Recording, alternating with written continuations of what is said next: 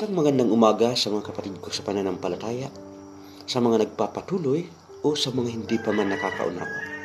Ang haing pang-agahan na pagsasaluhan natin ngayon ay hango sa Lucas Kapitulo 4, versikulo 42 hanggang 43.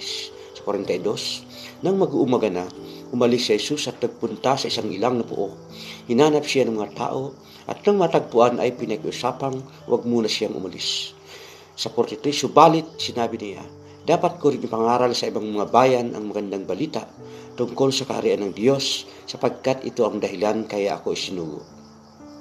Sa siping ito na ating narinig ngayon, bilang isang Kristiyano, hindi doon nagtatapos sa tinatawag na nakakakilala lahat na ganap sa buhay natin dahil iyon ang kalooban ng Panginoon. At kalooban niyang suguin ka na mahayag ang kaharian ng Diyos, hindi lang sa pamilya mo, sa kamag-anak mo, sa bayan mo, maging sa ibang lugar na naaayon sa kanyang plano. Magkaroon tayo ng kapanabikan na ipangaral sa iba ang magandang balita. Huwag kang madamot, kapatid. Kaya tayo isinugo ng Diyos dahil marami pang kaluluwa sa paligid na nais ng Diyos na makamit din ng biyayang kaligtasan. Kaya habang may panahon pa, pagsikapan natin na maging instrumento ng Diyos na buhay na maghayag ng kanyang kadakilaan. Akayin ang mga tao sa tamang direksyon, palakasin ang loob ng mga mahihina.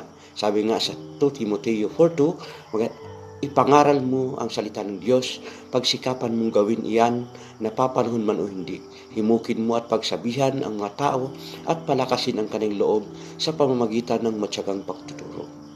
Kaya gawin natin ito mga kapatid, napapanahon man o hindi, dahil ito ang dahilan kung bakit ka isinugo. Ito ang rason kung bakit ka kinatagpo. Hindi ka nakakilala bilang ministeryong tagaupo, kundi isang Kristiyanong masipag na humahayo. Kaya mga kapatid, tayo nang magsimula. Dahil sabi ni Jesus, gawin ninyong alagad ko ang tao sa lahat ng bansa. God bless mga kapatid. To God be the glory.